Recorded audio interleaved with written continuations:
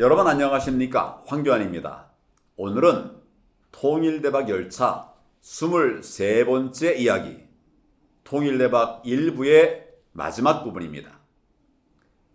북측 지역은 1인당 소득 수준이 현재 남한의 거의 30분의 1에 가까운 그런 상태입니다.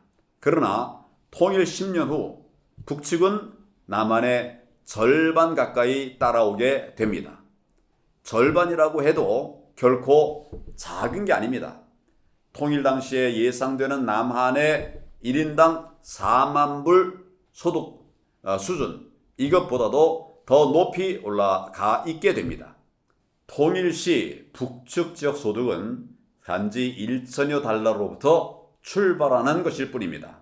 그런데 남한의 30분의 1에서 절반이라고 하니까 대단한 거 아닙니까?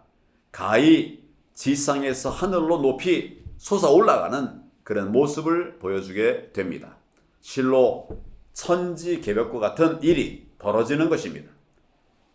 그래서 남북측 지역을 구분 없이 경제 부문까지 혼합시킨다면 남북 전국 평균 1인당 소득 수준이 전 세계에서 미국 바로 다음으로 가는 정말 전 세계 제2의 빛나는 통일 대한민국이 되는 것입니다.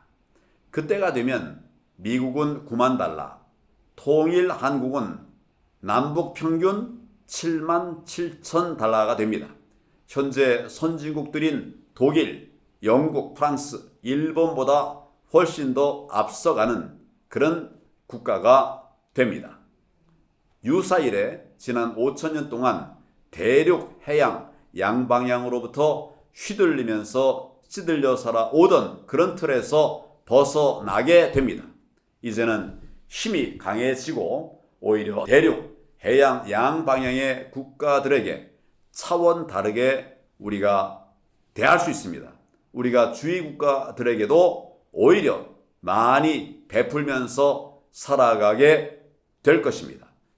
이것이 왜 허황된 소리가 아니냐 하면 거시경제에서 확실한 유효 수요, 남한 GDP의 7%의 규모로 북측 지역에 소요되는 생산실물 자본에 대한 유효 수요가 그 배경이 됩니다.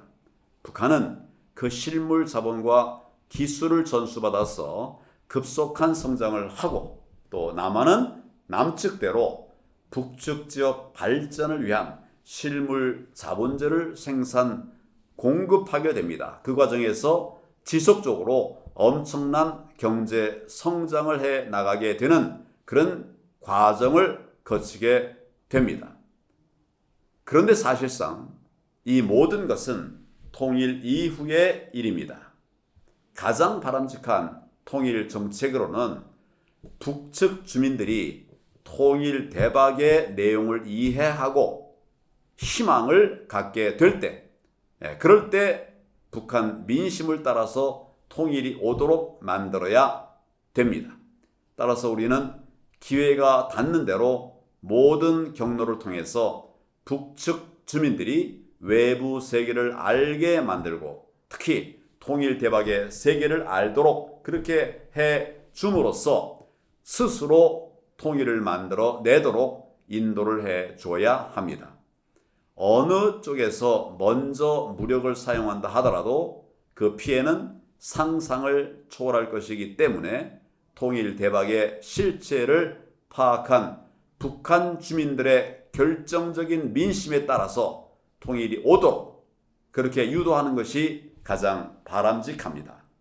결국 우리는 북한 정권과 통일하는 것이 아니고 북한 주민들과 통일하는 것입니다. 이것으로서 지난 5월에 출발한 통일대박 열차 23번째 이야기로 통일대박 구도 총정리를 일단 마치겠습니다. 새로운 틀을 만들어 보겠습니다. 여러분과 계속 함께 하겠습니다. 감사합니다.